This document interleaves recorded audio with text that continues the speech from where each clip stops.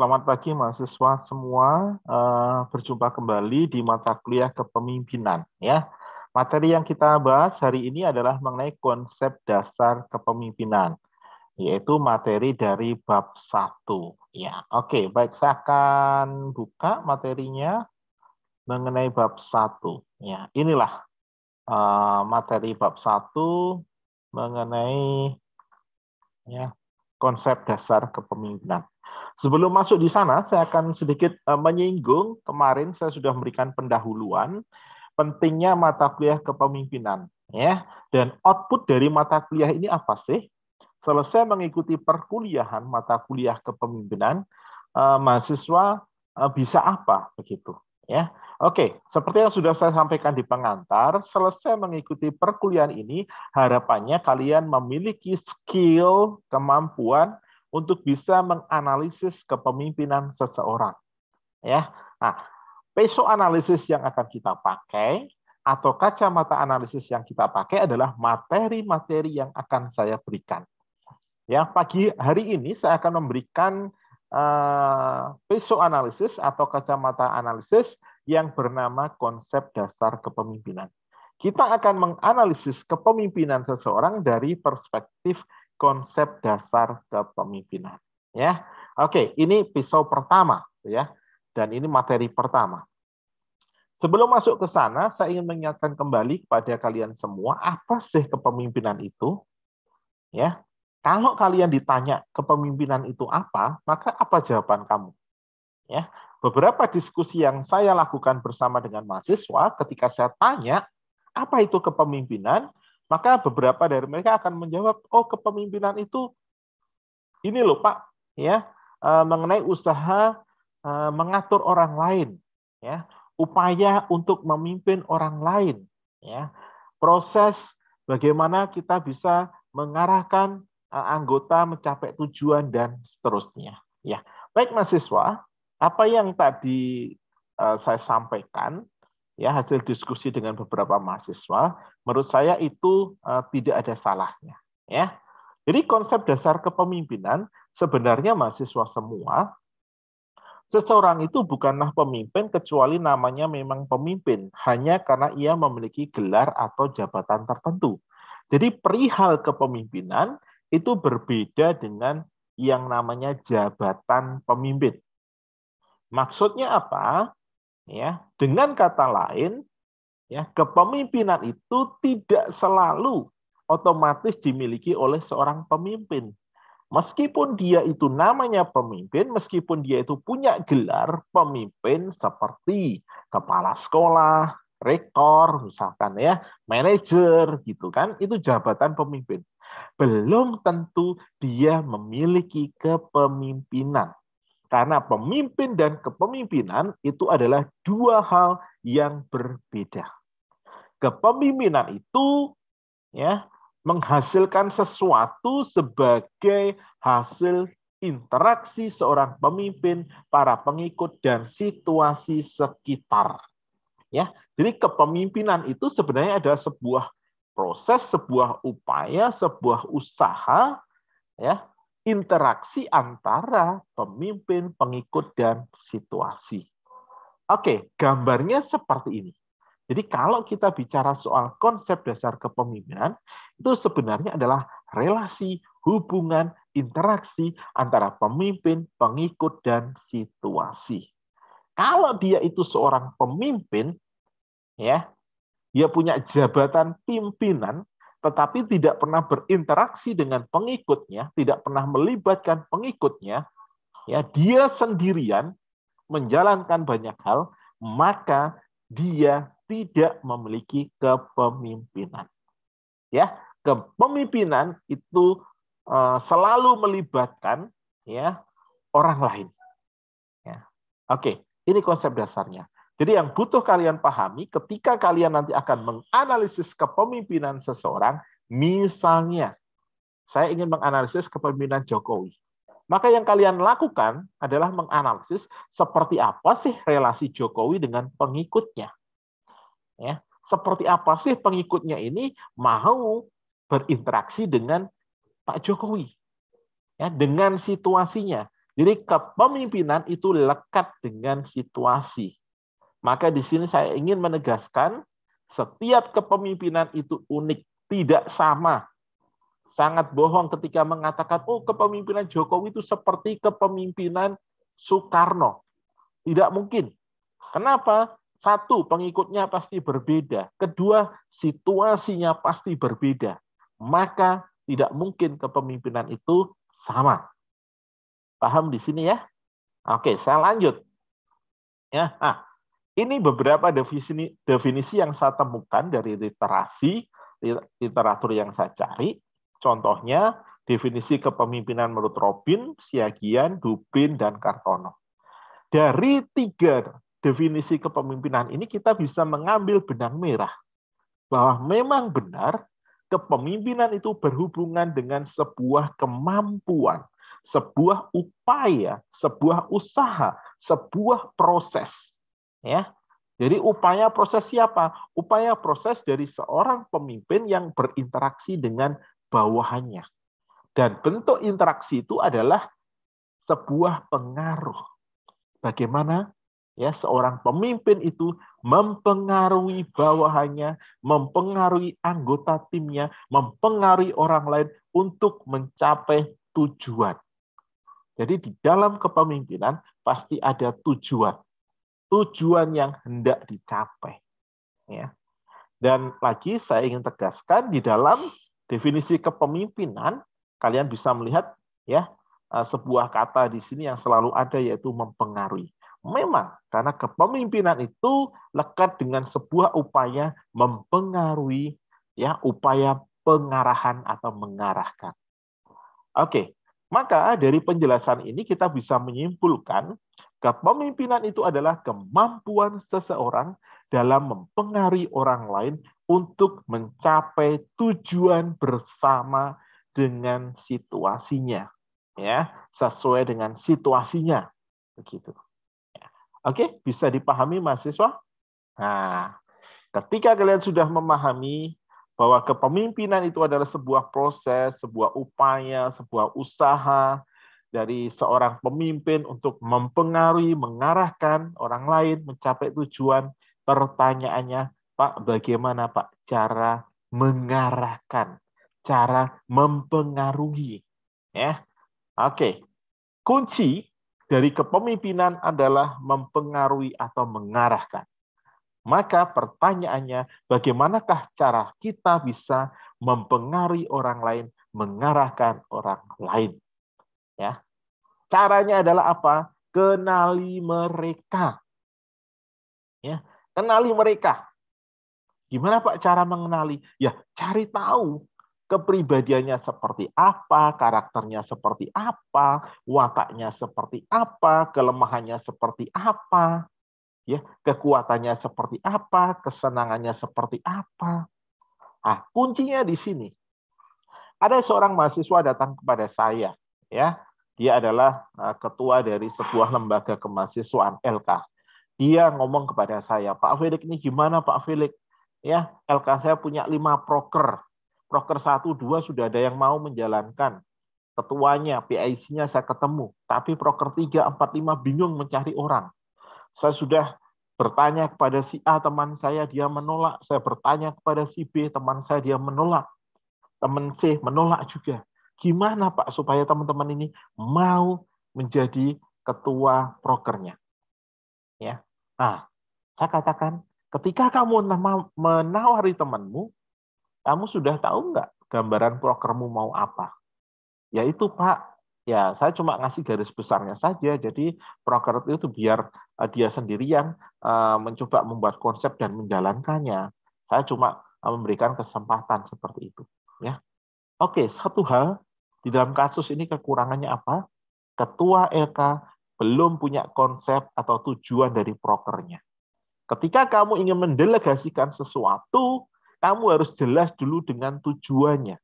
Ketika kamu ingin memiliki kepemimpinan, ingin mengarahkan orang lain, ingin mempengaruhi orang lain, maka tujuan itu harus jelas. Ya. Misalkan seperti ini, ayo melu aku. Dan wis pokoknya melu. Loh, nggak jelas kok. Dia pasti akan menolak. Loh, lapo ini? Mau diajak kemana nih? Enggak, Pasti menolak. Karena nggak jelas mau diajak kemana.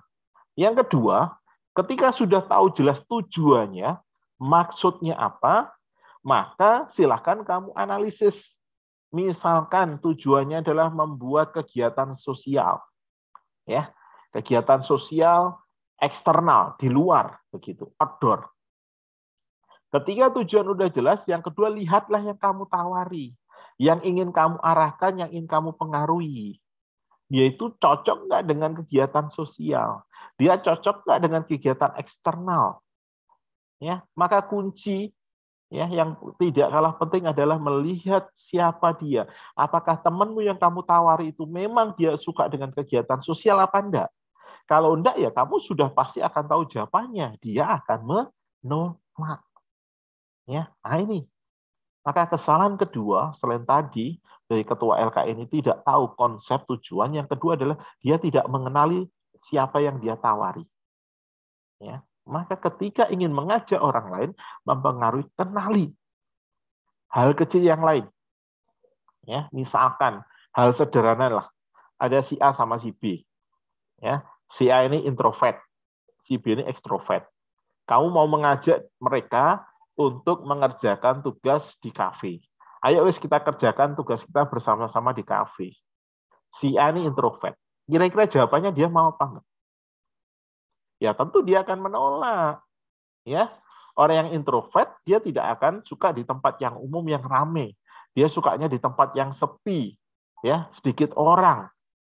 Kalau ekstrovert dia pasti mau. Ya kan orang yang suka bertemu banyak orang, ngobrol banyak orang, ya suka variasi begitu ya, suka bersama dengan banyak orang. Nah ini, ya pengenalan ini penting. Ketika kamu ingin mengarahkan orang lain, mempengaruhi orang lain, kenali dia. Ya, ada seorang ibu yang ngomong ke saya begini, Pak Firik, gimana ini? Anak saya nggak mau belajar, ya, kelas 5 SD. Adiknya ini TK juga nggak mau belajar. Ya, bagaimana saya supaya dia mau mengajar? Maka ya harus kenali yang besar ini kesukaannya apa, karakternya apa, kekuatannya apa, si kecil ini seperti apa, jangan disamakan. Contohnya misalkan yang besar ini sudah tahu duit, maka duit bisa menjadi sarana untuk mempengaruhi dia. Misalkan, Kak, ayo Kak, belajar yang rajin. Nanti kalau nilainya bagus tak kasih uang. Si kakak ini sudah tahu uang, maka itu bisa menjadi motivasi bagi dia. Oh, oke, aku mau. Nanti dapat hadiah uang ya. Apakah hal yang sama bisa dilakukan untuk yang TK, yang anak kecil? Yang enggak, dia belum tahu uang. Nah ini contohnya. Oke, bisa dipahami ya. Jadi kunci pertama, kenali. Cari tahu kepribadiannya, karakternya, wataknya, kelemahannya, kekuatannya, kesenangannya. Ya, kalau itu menjadi kesenangannya pasti akan diterima. Contohnya tadi misalkan, ya ketua RK jelas ini program saya adalah kegiatan sosial. Kamu tawari si A ini adalah orang yang suka kegiatan sosial, maka saya ingin yakinkan dia tidak akan menolak. Karena itu menjadi kesenangannya dia. Ya, paham ya? Oke, selanjut. Ya, ketika kita tahu seperti apa pengikut kita akan mudah mempengaruhinya. Kita akan mudah mengarahkannya. Kata kuncinya di situ. Ya. Oke, baik. Ketika pembahasan ini sudah saya jelaskan ke kamu, ya poin pertama ini, maka saya langsung masuk kepada poin yang kedua. Ya, saya harap dari penjelasan ini kalian paham ya konsep dasar kepemimpinan seperti apa.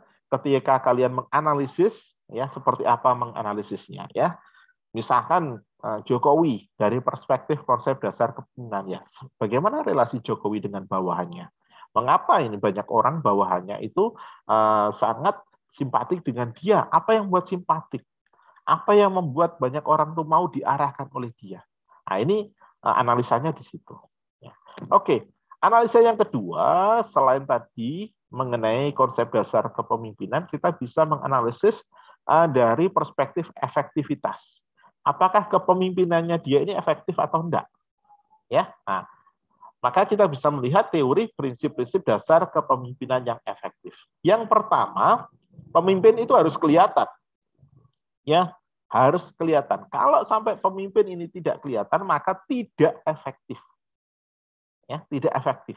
Nah, nanti kamu lihat, ya, misalkan kita menganalisis Jokowi tadi. Apakah relasi Jokowi dengan bawahannya, dengan rakyatnya, itu menunjukkan dia itu kelihatan. Ya, nah, dia ada di situ.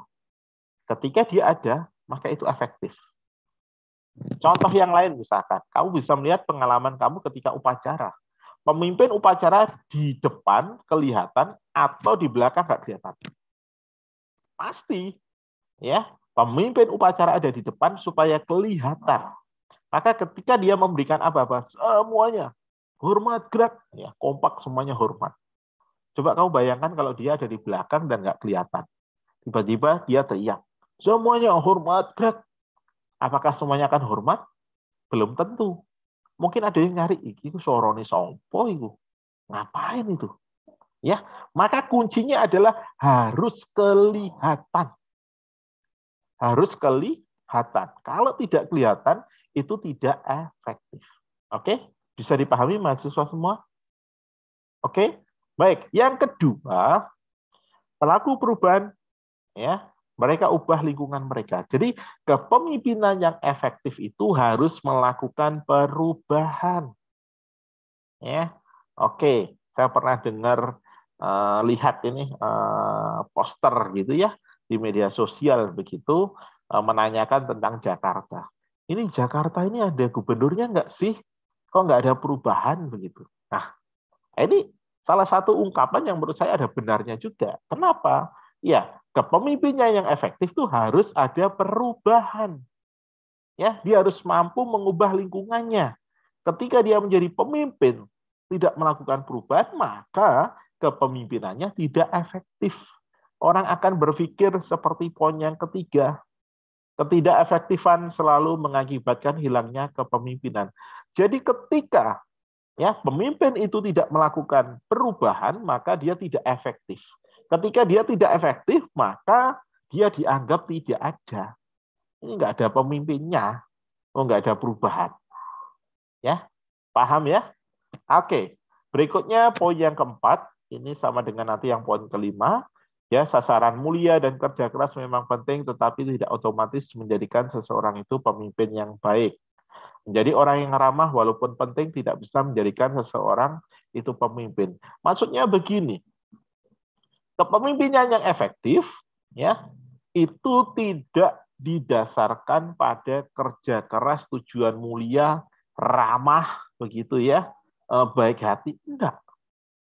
Ya, jadi itu tidak menjadi dasar untuk sebuah kepemimpinan yang efektif. Ya, kepemimpinan yang efektif itu ketika ada relasi antara pemimpin dan pengikutnya.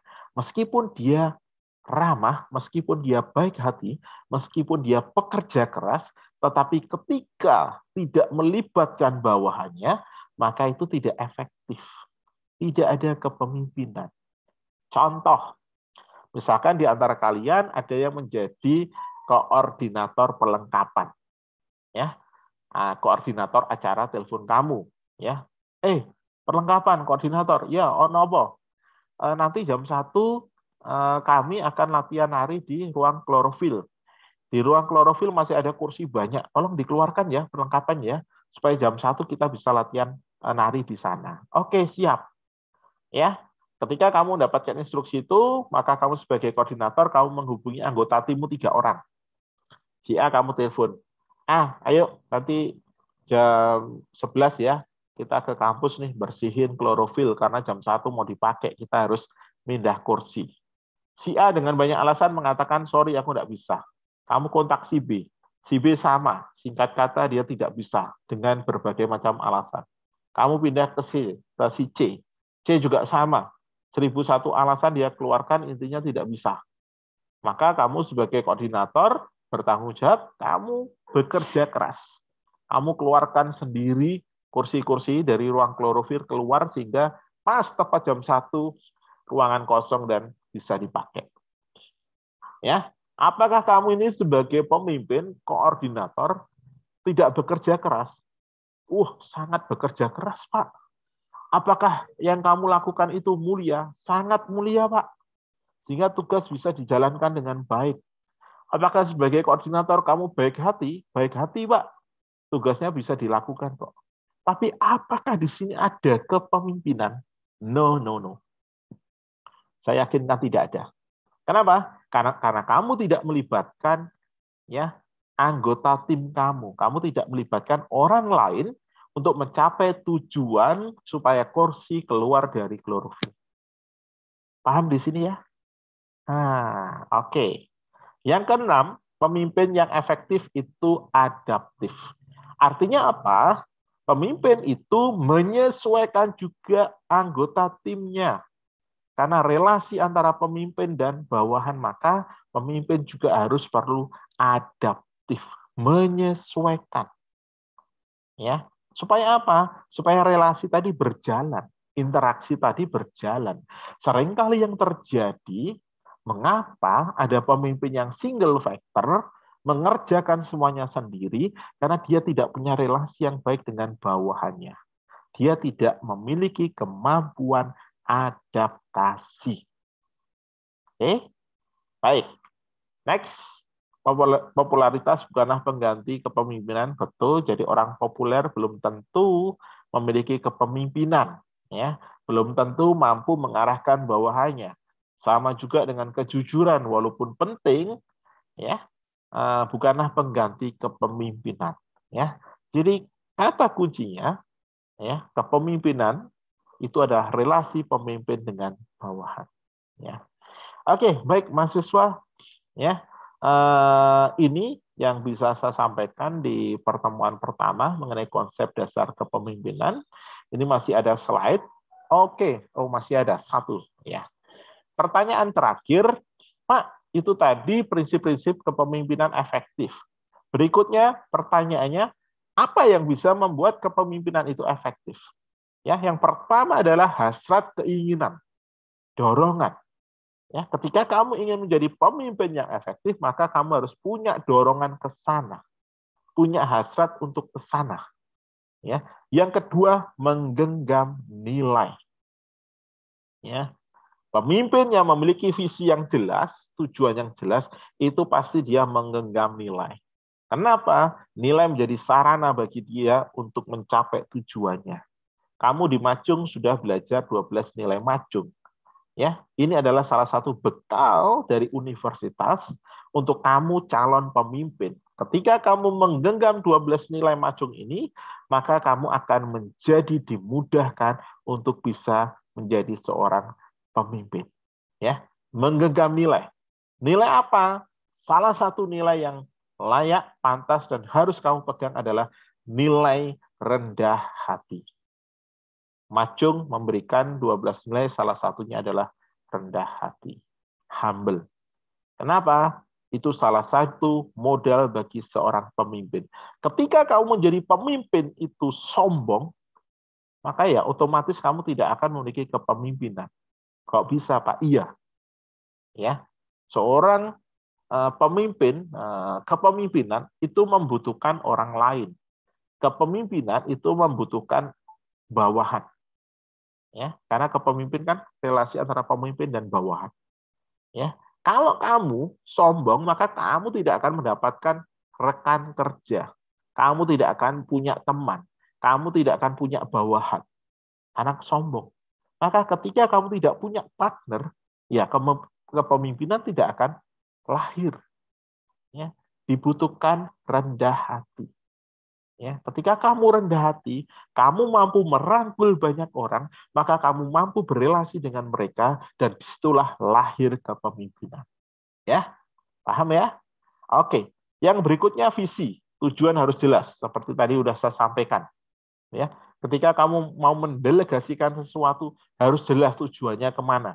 Kalau nggak jelas, ya orang lain yang kamu ajak untuk bekerja ya nggak jelas kok lapo. Nah, gitu ya. Berikutnya kreativitas.